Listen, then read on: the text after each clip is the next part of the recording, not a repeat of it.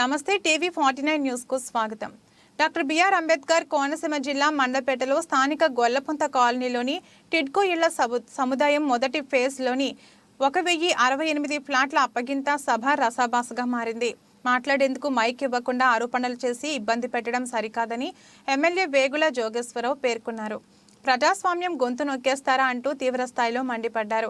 Protocol పాటించలేదంటూ విమర్శించారు. MLA Vegulla MLC తోట త్రిమూర్తులు వర్గాలు బాహాబాహికి దిగారు.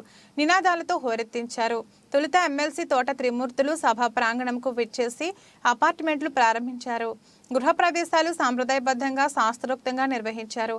సభ మొదలైన తర్వాత ఎమ్మెల్యే వేగుల జోగేశ్వరరావు ప్రోటోకాల్పై కమిషనర్ను ప్రశ్నల వర్షం కురిపించారు. గతంలో తన పేరు శిలాఫలకంపై కింద వేశారని, ఇప్పుడు కూడా తిరిగి అదే తప్పు చేశారని విమర్శించారు.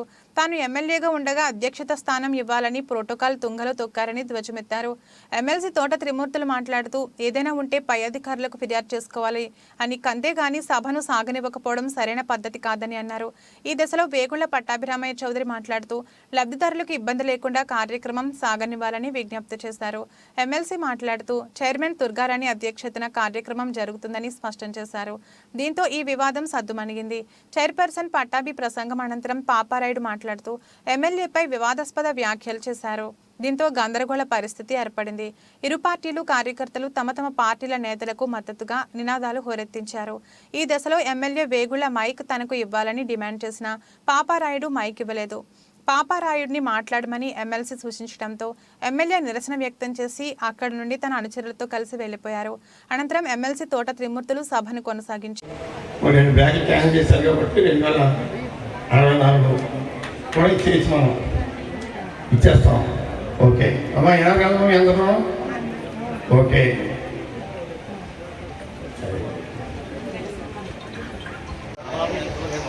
అలాగే అక్కడ చాలా స్థలాలు ఖాళీగా ఉండుకొని అన్నారు. సగంగా ఏంటంటే నిజమే, నిన్ను సగం పట్టుకున్నాను.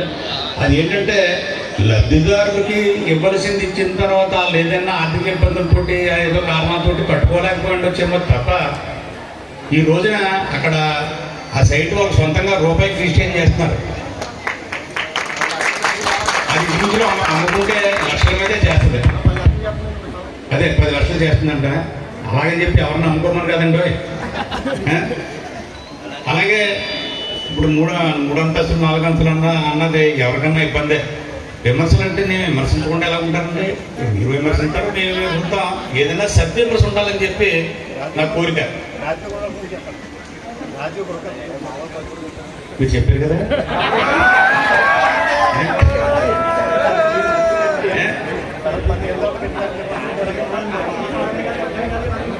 అవుతున్న టెండర్ సిస్టం, నువ్వు రాష్ట్రం అంతా కట్టిలో ఉంటే టెండర్లో పాల్గొన్నాడు.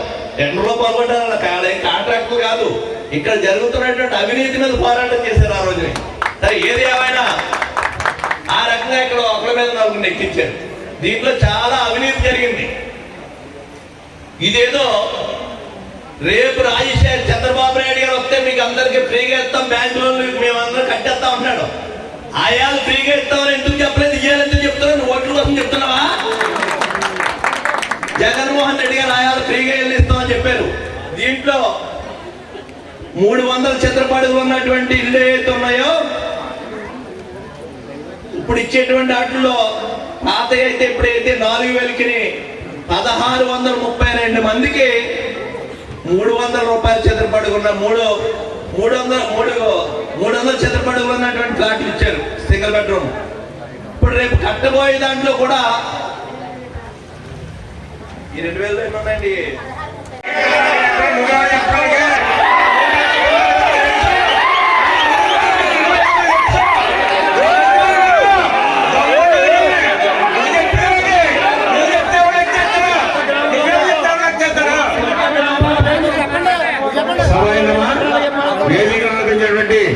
పెద్దలు, భీమా అభిమాన నాయకులు తోట తిరుమతులు గారికి, ఈ రోజున ఈ సభకు అధ్యక్షత అయినటువంటి సోదరు రాణి గారికి, వేదిక ముందు ఆశీర్వదించినటువంటి యావత్ ప్రజానికానికి అందరికీ కూడా నా నమస్కారం తెలియజేసుకున్నానమ్మా.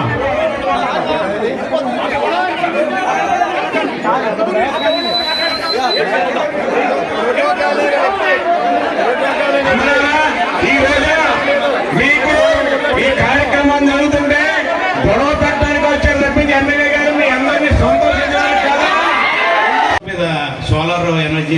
300 యూనిట్లు నెలకి వచ్చేలాగని చెప్పి దానికి సబ్సిడీలు ఏర్పాటు చేస్తున్నారు.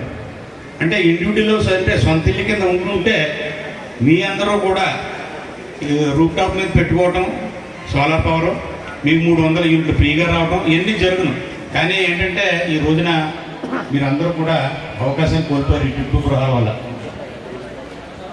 ఏంటంటే అపార్ట్మెంట్లో ఉండి పెద్ద పెద్ద అపార్ట్మెంట్లో ఉండి ఉన్న అవకాశాలు వేరు, వాళ్ళకున్న రెవెన్యూ అది వేరేగా ఉంటుంది కాబట్టి వాళ్ళకి ఏ విధమైన ఇబ్బందులు ఉండవు. కానీ ఇక్కడ అందరూ సామాన్య గృహిణులతోటి కాలక్షేపం చేసిన వాళ్ళందరూ కూడా. అలాగే మీ అందరికీ తెలుసు, గతంలో కూడా మన రెడ్డి రాజబాబు గారు అడిగేవారు అందరికీ కామన్ ట్యాంక్ ఉన్నది, వాటర్ కావాలి ఎలాగని చెప్పి. దానికి కూడా మన అప్పుడే తిరుమూర్తి గారు ప్రత్యేకించి ఒక ఏదైనా ఏర్పాటు చేద్దామని కూడా చెప్పారు. ఖచ్చితంగా ఏర్పాట్లు కూడా రాబోయే రోజుల్లో ఏర్పాటు చేస్తాం. మళ్ళీ రాబోయే రోజుల్లో వైఎస్ఆర్ గవర్నమెంటే వస్తుందని చెప్పి ఖచ్చితంగా ఇదంతా కూడా మరింత అద్భుతంగా తీర్చుదామని చెప్పి నేను అందరికీ హామీ ఇస్తా సెలవు తీసుకుంటాను.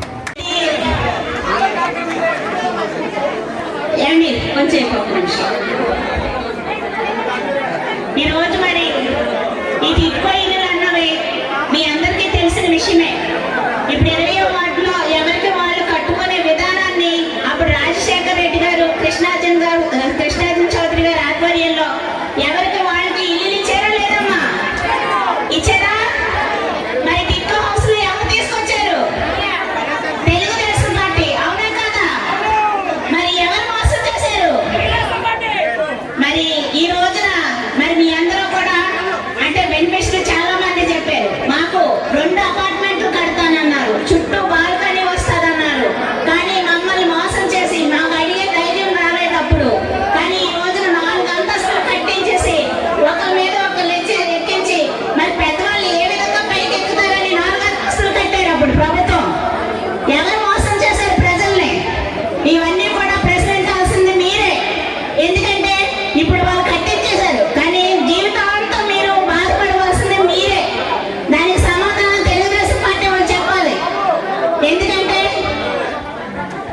మన కలల కన్నా ఈ రోజు కులం చూడడం, మతం చూడడం, పార్టీ చూడడం.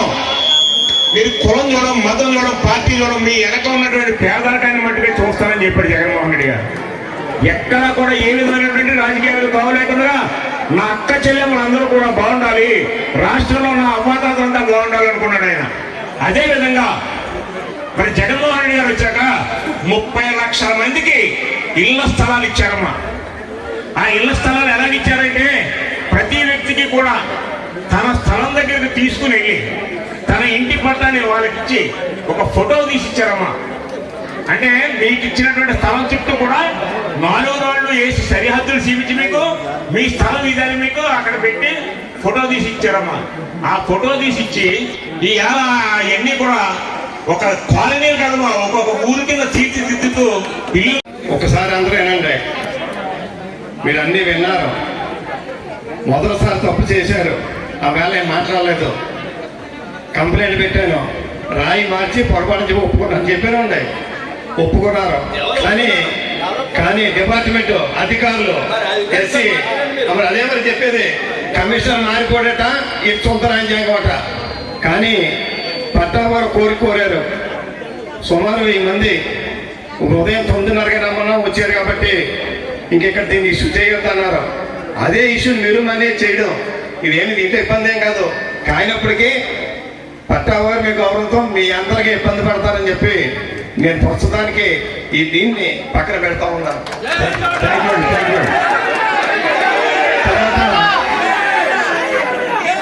తర్వాత ప్రోటోకాల్ లేని వ్యక్తులు పైన కూర్చున్నారు, కౌరులు చెప్పొద్దన్న వాళ్ళే. ప్రోటోకాల్ లేని వ్యక్తులు కొంతమంది ఉన్నారు.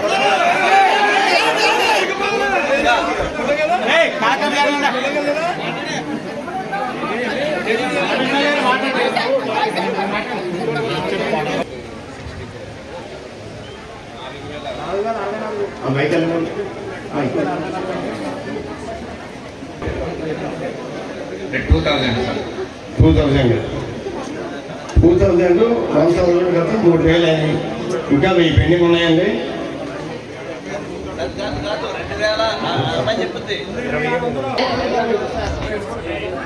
2024కి అక్టోబర్ 10th 2022లో 27 ఇనాగ్రేట్ చేశారు. ఇంకా దాంట్లో మనకి బ్యాలెన్స్ 1344 ఉన్నాయి. ఇప్పుడు ఆ 1344లో మనకి రిజిస్ట్రేషన్ అయినంత వరకు 1068 అయ్యాయి. ఆ 1068 ఈ రోజు ఇవ్వడానికి ఏర్పాట్లు చేశారండి. ఇంకా మనకి సెకండ్ పేజ్ అయితే 2064 ఉన్నాయి. రిజిస్ట్రేషన్స్ 1920 అయిపోయాయి, కానీ ఇంకా అది సెకండ్ పేజ్ ఇంకా మనకి డేట్ ఇవ్వలేదు, పెట్టలేదు. సో అవి కూడా రిజిస్ట్రేషన్ అయినంత వరకు మనకైతే రెడీగా ఉన్నాయండి 1920 వరకు. అంటే అమ్మ ఇప్పుడు అలా మినిస్టర్ గారు చెప్పింది, స్వాతిమూర్తి గారు ఉన్నారు, మన చైర్పర్సన్ గారు ఉన్నారు, 2030 అని చెప్పారు. అలా హ్యాండ్ ఓవర్ చేసి అలా చెప్పి కాబట్టి మీరు ఆ పాత కూడా చూసుకోండి. 2030 అంటే మీరు ఎట్టేది ఈవేళ 4064 మందికి వేరైపోతారు దీంతో. ఇంకొకటి ఇది పక్క కమిషనర్ గారు అమ్మ రిజిస్ట్రేషన్ అయిపోతే వేరే విషయం. 4064 మందికి ఎవరైతే రిజిస్ట్రేషన్ అయ్యో వాళ్ళందరూ కూడా మనం ఇవాళ కదా రేపు మనం హ్యాండ్ ఓవర్ చేసేస్తాం. ఓకే, తర్వాత అమ్మ సెకండ్ పేజ్ ఏంటమ్మా 2064లో ఎన్ని రిజిస్ట్రేషన్ ఎన్ని బ్యాంక్లో డాక్యుమెంటేషన్ అయినాయి? 432 సార్. 432కి 353 రిజిస్ట్రేషన్ అయిపోయినాయి సార్. రాజు పెండింగ్ ఏంటమ్మా?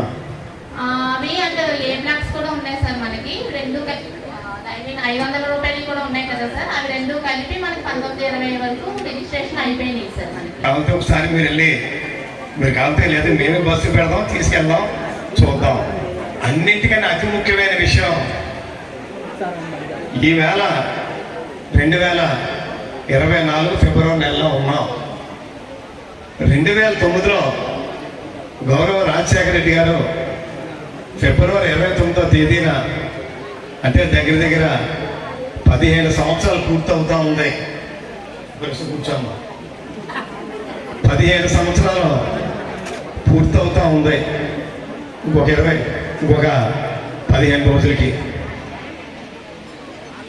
పట్టాపైన ఒక ప్రశ్న ఇక్కడ చెప్పక్కర్లేదు. మీరు ఒకసారి ఏదైతే ఇల్లులు ఉన్నాయో ఆ మెరకలో కట్టుకున్న ఇల్లులు ఎన్ని ఇల్లులు ఇప్పుడు పూర్తయినాయి, ఎన్ని ఇల్లులు సగం ఆగుకొని ఎన్ని ఇల్లులు అసలు కట్టుకోకుండా ఉన్నాను ఒక్కసారి చూస్తే మీకు అర్థమవుతుంది సమస్య. ఇక్కడ చెప్పొద్దు, ఇల్లు చూడండి అంతే. రెండోది, ఎందుకంటే లెక్కల టైం తెలీదు, నేను లెక్కలు చెప్పిన కాదంటారు కాబట్టి. రెండోది, మొత్తం అంతా నియోజకవర్గం తిరుగుతూ ఉన్నాం. చాలా సంతోషం ఏంటంటే చాలా చోట్ల కొంతమందికి స్థలాలు ఇవ్వడం జరిగింది. బాబా ఇల్లు కట్టుకున్న కాపురం వాళ్ళు అడుగుతుంటే బాబు 14 లక్షలు అయింది అంటే చాలా బాగా కట్టుకున్నారు వాళ్ళు. సింపుల్గా కట్టుకున్న వాళ్ళు అడుగుతుంటే 11 లక్షలు 10.5 లక్షలు 11 లక్షలు చెప్తా ఉన్నారు. సరే బాబు గవర్నమెంట్ ఎంత ఇచ్చింది? 1,80,000 అండి. సెంట్రల్ గవర్నమెంట్ స్టేట్ గవర్నమెంట్ రూపాయలు ఇవ్వలేదు. మరి మిగిలింది ఏంటి?